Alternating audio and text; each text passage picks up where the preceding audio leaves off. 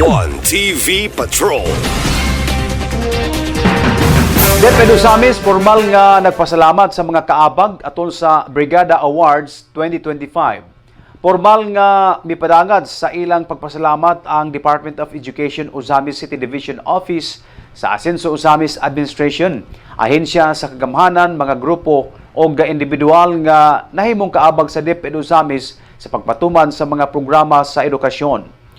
Ang pag-ila o pagpasalamat sa DepEd Ozamis gihimo atol sa tinuig nga pagpahigayon sa Brigada Awards 2025 dili pa lang dugay sa Team Fanel Garden Ornament Plant Farm sa Barangay Banyadero. Pipila sa mga education partner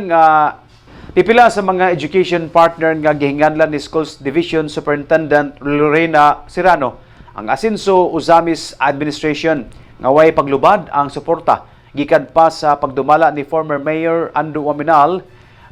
Nasundan ni former Mayor Indy Waminal o nagpadayon gihapon karon sa administrasyon ni Mayor Sam Norman G. Fuentes.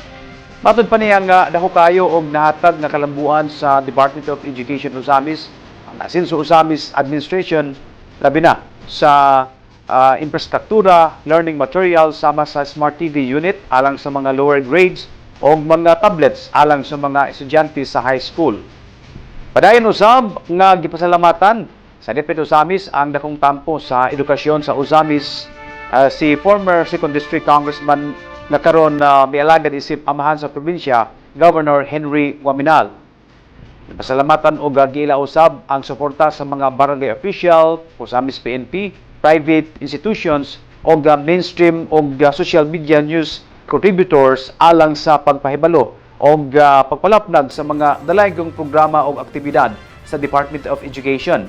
Kini nga aktibidad sa DepEd Ozamis gidayeg usab sa konseho ng syudad labi na ni Honorable Cecil Co nga mao'y committee chairperson sa Committee on Education o midawat sa plaque of recognition nitong gabhiuna kaabon si Sangguniang Kabataan Federated President John Phil Duhay Lungsod. Agapon Yes. to. Also, Madam Chair, the DepEd Ozamis Division was inviting us in their yesterday's activity.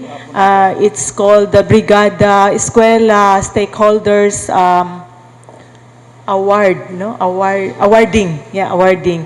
So it was attended by yours truly and Honorable John Phil Duhay Lungsod.